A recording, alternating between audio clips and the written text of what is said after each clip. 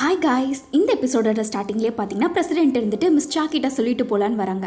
அவங்க பார்த்தீங்கன்னா இருட்டில் அந்த பக்கம் உட்காந்துட்டு இருக்காங்க. ஏன் லைட் ஆஃப் பண்ணிட்டு உட்காந்துருக்க, என்னாச்சு அப்படின்னு கேட்டுட்ருக்க. இந்த லைட் எனக்கு பிடிக்கல அதனால தான் அப்படிங்கிறாங்க. எதுனா பிரச்சனையா அப்படின்ட்டு பிரசிடென்ட் கேட்டுட்ருக்க.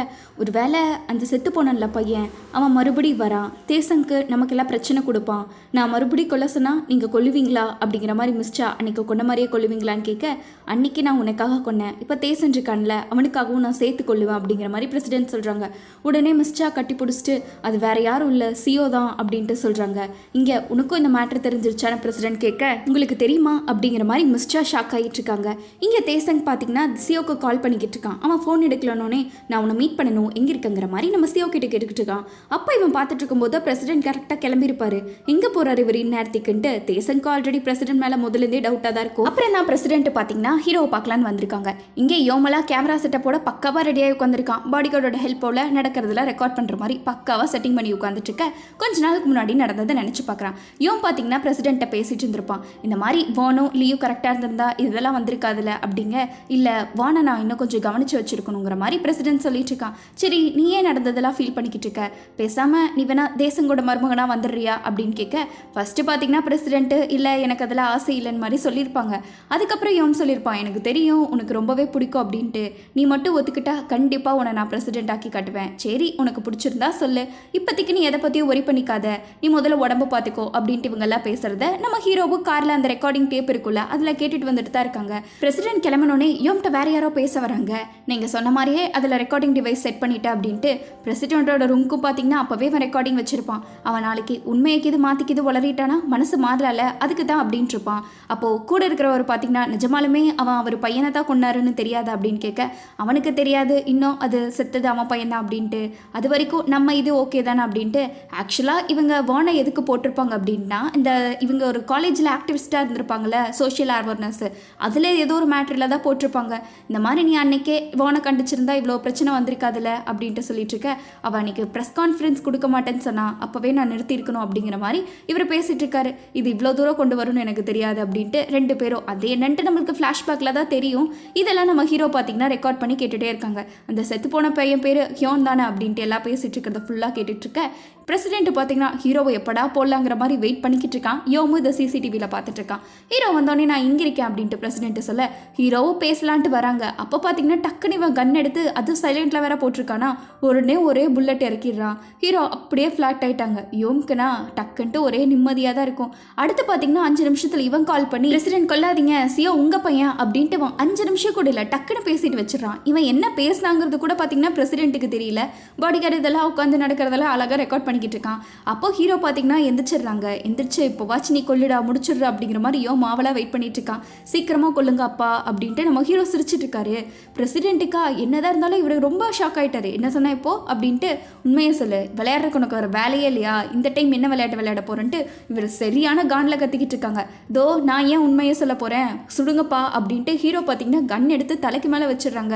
கரெக்டாக அந்த இடத்துக்கு தேசங் வேற பிரசிடென்ட்டை ஃபாலோ பண்ணியிருப்பான் போல வந்துட்டான். என்னப்பா பண்ணிட்டு இருக்கீங்க அப்படின்ட்டு அவன் ஷாக் ஆகி கேட்க, தேசங் முன்னாடி எதுவுமே பண்ண முடியாதுல்ல, இவர் எதுவுமே பண்ணாமல் சைலண்ட்டாக இருக்காரு. சியோ பார்த்தீங்கன்னா கன்னை உடனே திருப்பி நம்ம பிரசிடென்ட் மேலேயே வைக்கிறான். என்னடா இதுன்னு பார்த்தா சியோ அந்த கன்னை கொஞ்சம் க்ளோஸாக கொண்டு போய் இங்கேருந்து தப்பிச்சிரு அப்படிங்கிற மாதிரி சொல்லிட்டு இருக்க. பின்னாடி பார்த்தீங்கன்னா யோம் இருக்கான்ல ஆளை அனுப்பிடுப்பான் போடுறதுக்கு. ஹீரோ கொஞ்சம் நல்லா இருக்கிறத பார்த்தோன்னே பாடிகார்டு பார்த்தீங்கன்னா பின்னாடி வந்துருங்க கிளம்புங்கன்னு சொல்லியிருப்பான். அவள் ஹீரோ அப்படியே நின்றுட்டு இருக்கா. அவனுக்கெல்லாம் தெரிச்சு ஓடுவாங்க. இதையும் யோம் பார்த்துட்டு சரியான காண்டேறி இருக்கான். இங்கே தேசங் பார்த்தீங்கன்னா ஹீரோவை நானே கொண்டு போகிறேன் அப்படிங்கிற மாதிரி நம்ம ஹீரோவை வந்தால் கொண்டு போயிட்டு இருக்கான். எதுவுமே பேசல.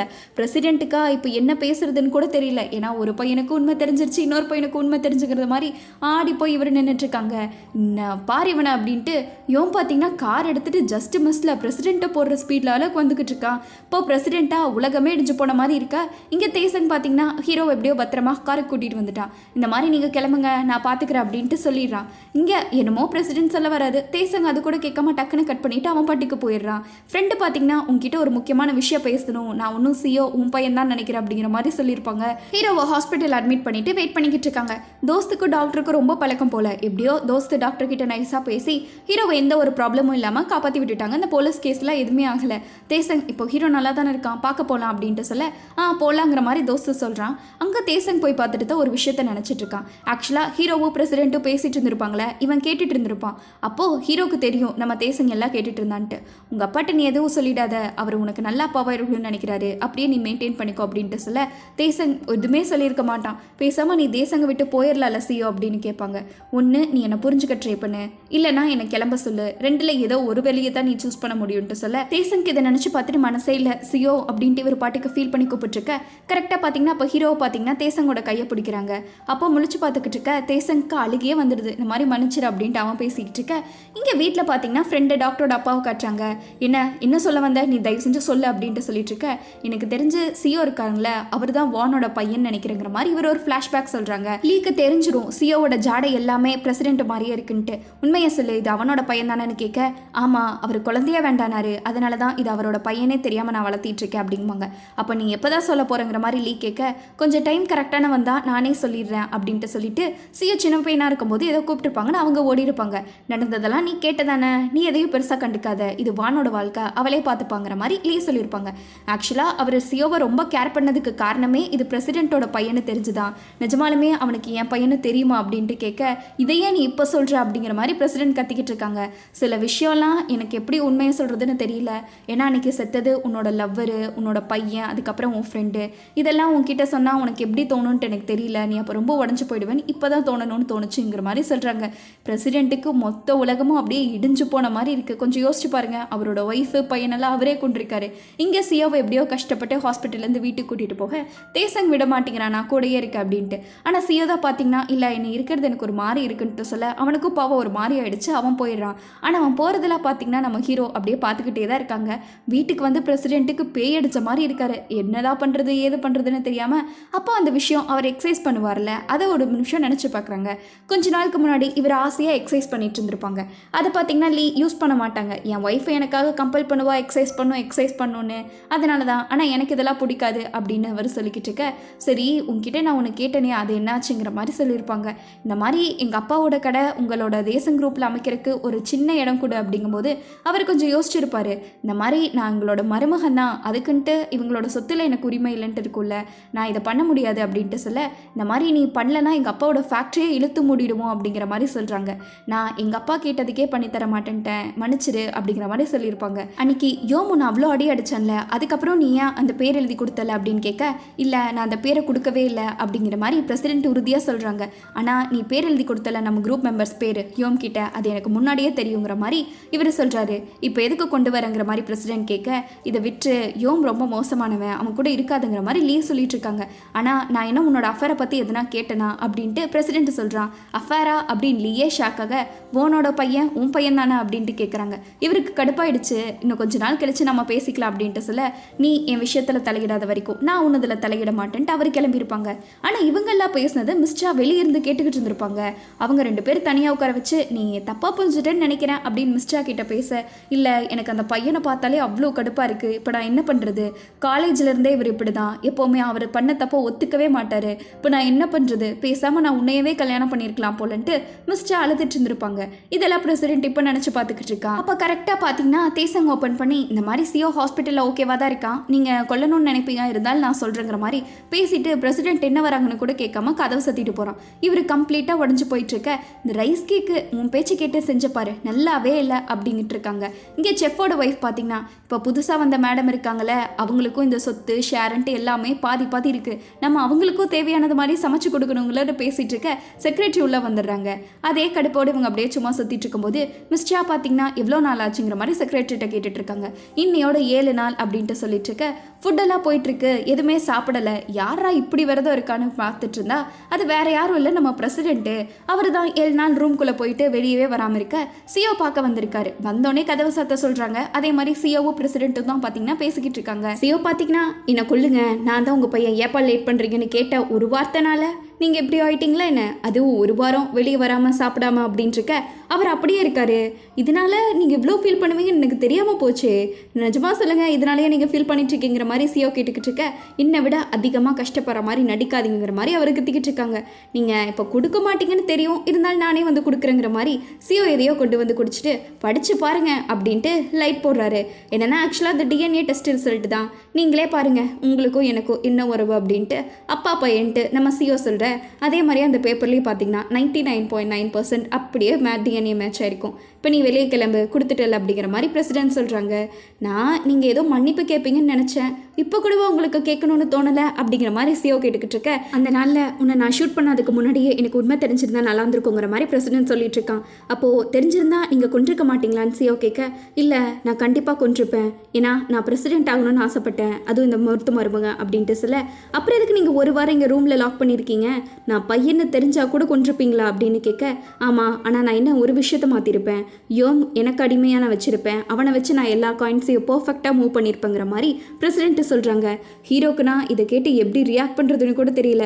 நான் ஆல்ரெடி என் பையனை ஏற்கனவே கொண்டுட்டேன், இப்போ நான் எப்படி உன்ட்ட மன்னிப்பு கேட்குறது, நீ என்னை எவ்வளோ டைம் காப்பாற்றினாலும் சரி நான் உன்னை கொலை பண்ண தான் முயற்சி பண்ணிட்டு இருந்திருக்கேங்கிற மாதிரி பிரசிடென்ட்டை சொல்லிட்டு இருக்காங்க. ஹீரோக்கு சரியான காண்டு, உண்மை தெரிஞ்சால் கூட நீங்கள் என்னை கொல்ல தான் ட்ரை பண்ணியிருப்பீங்க, அப்புறம் எதுக்கு இப்போ ஃபீல் பண்ணிக்கிட்டு இருக்கீங்க, அட்லீஸ்ட் நீங்கள் என் காலில் விழுந்து மன்னிப்பாச்சு கேட்கலாம், செத்து போன எங்கள் அம்மாக்காக லீக்காக அப்படி நம்ம ஹீரோ அப்படியே அழுதுகிட்டே என்ன பேசுறதுன்னு தெரியாமல் பேசிகிட்டு இருக்க. நம்ம பிரசிடென்ட் பேச ஸ்டார்ட் பண்ணுறது. நான் ஏற்கனவே உன்னை கொல்ல என்ன ட்ரை பண்ணியிருக்கேன், நீ என்னை காப்பாற்றிருக்க, இப்போது நீ உண்மை தெரிஞ்சோ கூட நான் உன்னை ஒன் டைம் ஷூட் பண்ண கிட்டத்தட்ட ட்ரை பண்ணேன், அப்படி இருக்கும்போது நான் எப்படி உன்னை வச்சு மூஞ்சியை வச்சு மன்னிப்பு கேட்க அப்படின்ட்டு கேட்க, சிஓ அது எனக்கு தெரியாது, நீங்கள் தான் அதை கேட்கணும் அப்படிங்கிற மாதிரி அழுதுகிட்டே அந்த இடத்த விட்டு கிளம்புறாங்க. இந்த மாதிரி தேசங் நீங்கள் எதனா சூசைட்க்கு இது பண்ணிப்பீங்கன்னு ஃபீல் பண்ணுறான், அப்படி எதுவும் பண்ண மாட்டீங்கன்னு நினைக்கிறேன், ஏன்னா நானும் அதை தான் விரும்புங்கிற மாதிரி சிஓ சொல்லிட்டு இருக்க. உன்னை நான் கொலை பண்ண முயற்சி பண்ணதுக்கப்புறமும் ஏன் நீ இப்படி நினைக்கிறேங்கிற மாதிரி பிரசிடென்ட் கேட்குறாங்க. ஆனால் நம்ம ஹீரோ எதுவுமே பேசாமல் சைலண்ட்டாக வெளியே வந்துட மிஸ்டா என்ன பேசலான்னு வெயிட் பண்ணிக்கிட்டு இருக்காங்க. ஹீரோ வந்தோடனே முதல் வேலையாக உள்ளே போகிறாங்க. அப்போ தேசங் அப்பா ஓகே தானேன்ட்டு பேசிகிட்டு இருக்க. கரெக்டாக அந்த இடத்துக்கு ஹீரோயின் வந்துடுறா. தேசங் உடனே கிளம்பிடுறான். ஹீரோ உடம்பு ரெடி ஆகிறதுனால கொஞ்சம் லீவ் போட்டு ரெடியாகி வந்தேன் அப்படின்ட்டு சொல்லிட்டு இருக்க. நம்ம ஹீரோயின் இதுக்கெல்லாம் பிரசிடென்ட்டாக காரணங்கிற மாதிரி பேசிகிட்டு இருக்கா. எனக்கு தெரிஞ்சு யோம்க்கும் பிரசிடென்ட்டுக்கும் இன்னும் லிங்க் இருக்குன்னு நினைக்கிறேன் அப்படின்ட்டு வசல. இனிமேல் இருக்காது அப்படின்ட்டு ஹீரோ சொல்கிறாங்க. அது எப்படி நீ இவ்வளோ ஷூராக சொல்கிற இனிமேல் இருக்காது அப்படின்ட்டு கேட்டுட்ருக்க. இன்னும் கொஞ்ச நாள் பொறு, நான் எல்லாத்தையும் கண்டுபிடிச்சிட்டு உங்ககிட்ட நான் சொல்கிறேன் அப்படிங்கிற மாதிரி ஹீரோ சொல்கிறாங்க. நான் உன்னை லவ் பண்ணுறேன், அதில் எந்த சேஞ்சும் இல்லை, ஆனால் உன்னோட பாதையை எனக்கு தெரியாமல் இருக்கிற மாதிரி எனக்கு ஃபீல் ஆகுதுங்கிற மாதிரி நம்ம ஹீரோயின் சொல்லிட்டு இருக்க. ஹீரோ கிட்ட பதில் இல்லை, அவர் சைலண்ட்டாக நின்றுட்டு இருக்காங்க. இங்கே தோஸ்து பார்த்தீங்கன்னா சாப்பாடு கொடுக்கலான்னு வந்திருக்கான். வந்து கதவை தட்டிக்கிட்டு இருக்கான். சவுண்டையே காணோம். என்னடா இதுன்னு பார்க்குறான். பூட்டு ஓப்பன் ஆயிருக்கு. டக்கு டக்குன்ட்டு இவனை கதவை திறந்துட்டு போவான் பாருங்க. உள்ளே பார்த்தா ஆளு எஸ்கேப்பு. இந்த பக்கம் போய் அடையாளோட தலைவன் இருக்கான்ல, அவனை போய் பார்க்கலான்ட்டு போய் பார்த்தா அவன் நல்லா தான் படுத்துக்கிட்டு இருக்கான். உடனே அவன் சிஓக்கு இன்ஃபார்ம் பண்ணுறான், இந்த மாதிரி அவன் தப்பிச்சு போயிட்டான் அப்படின்ட்டு. ஹீரோ பார்த்தீங்கன்னா எல்லா இன்ஃபர்மேஷன் அந்த ரெக்கார்டை பற்றின இன்ஃபர்மேஷன்லாம் தலைவனுக்கு தான் தெரியும். நீ அவனை மட்டும் எப்படி ரெக்கவர் பண்ணலான்னு பார்த்துக்கோ, மிச்சத்தை பார்த்துக்கலாங்கிற மாதிரி சிஓ சொல்லிக்கிட்டு இருக்க. அவனும் சரிங்கிற மாதிரி ஃபோனை வச்சிடறான். இங்கே தப்பிச்சு வந்தவன் யோமோ பார்க்க வந்திருக்கான். என் பாஸ் சிஓ கூட சேர்ந்துட்டு இந்த டேப்ஸ் எல்லாம் காட்டி கொடுத்துட்டாரு, எப்படியோ நான் தான் கஷ்டப்பட்டு தப்பிச்சு வந்தேன்ட்டு இவன் அப்படியே சரணடைஞ்சு சொல்லிக்கிட்டு இருக்க. கரெக்டாக அந்த இடத்துக்கு பிரசிடென்ட்டாக அவ்வளோ கோவத்தில் வந்திருக்காங்க. அவர் வரதை பார்த்தே இவர் டக்குன்ட்டு கிளம்புன்னு சொல்லிட்டு பிரசிடென்ட் யோமா மீட் பண்ண வந்துட்டு இருக்க. இங்கே மிஸ்டா பார்த்தீங்கன்னா நம்ம பிரசிடென்ட் கிளம்பினோடனே அவர் ரூமுக்கு வந்து பார்க்குறாரு. ஏன்னா அவங்க அப்படியே சிஓ வந்துட்டு போனப்போ வந்திருப்பாங்களே, இவங்க உள்ளே வந்தோடனே ஏதோ பேப்பரை டக்குன்ட்டு ஒழிச்சு வச்சிருப்பாங்க. அது என்ன பேப்பர் அப்படின்ட்டு இவங்க பார்க்கலான்ட்டு ஓப்பன் பண்ணி பார்த்தா அது நமக்கு தான் தெரியுமே, டிஎன்ஏ டெஸ்ட் ரிசல்ட்டுன்ட்டு. அது அப்படியே அங்கே இருக்கு. இவருக்கு பார்த்தோன்னே ஒரே ஷாக்கு. இவங்க நினச்சிக்கிறாங்க இத்தனை நாள் அப்போ இவர் ஏமாத்திட்டு இருந்தாரு பிரசிடென்ட் அப்படின்ட்டு. இவங்களுக்கு அந்த உதர்ச்சியில் நடந்து கூட வர முடியல, அப்படியே தலையை பிச்சுட்டு உட்காந்துட்டு இருக்காங்க. அப்போது செக்ரட்டரி கிட்டே இவங்க அப்படியே பேசிக்கிட்டு அழுதுகிட்டு இருக்க. இங்கே பிரசிடென்ட் பார்த்தீங்கன்னா யோமா மீட் பண்ண வந்திருக்கேன்ட்டு அதோட இந்த எபிசோட் முடிக்கிறாங்க. உங்கள் எல்லாத்துக்கும் இப்போ ஒரு டவுட் இருந்திருக்கும் முதல்ல இருந்தே, யோம் எதுக்கு பிரசிடென்ட்டை உண்மையை சொன்னா அப்படின்ட்டு. அதுக்கான ஆன்சரை பார்த்தீங்கன்னா நெக்ஸ்ட் எபிசோடில் காட்டியிருப்பாங்க. ஆக்சுவலாக சீரியஸ் கிட்டத்தட்ட முடிய போதில்ல, இன்னும் 4 எபிசோடில் முடிஞ்சிடும். அதுவும் தவிர்த்து இது கிரைம் த்ரில்லருங்காட்டி ஒவ்வொரு எபிசோட்லையும் பார்த்தீங்கன்னா ஒவ்வொரு சஸ்பென்ஸை ரொம்பவே டீப்பாக கொண்டு போகிறாங்க இதில். ஸோ நெக்ஸ்ட் எபிசோடில் தான் உங்களுக்கு பக்காவான கிளாரிட்டி கிடைக்கும். இந்த வீடியோலேயே உங்களுக்கு ரொம்ப பிடிச்ச கேரக்டர் யார் அப்படின்ட்டு கமெண்ட் பண்ணுங்கள், இந்த ட்ராமாலேயே ஹோலாக வச்சு. அடுத்து நீங்கள் லைக்கு ஷேர்லாம் பண்ணியிருப்பீங்க நம்புகிறேன். அடுத்து ஒரு பக்காவான எபிசோடில் உங்களை வந்து மீட் பண்ணுறேன். அது வரைக்கும் பை ஸ்வீட்டீஸ்.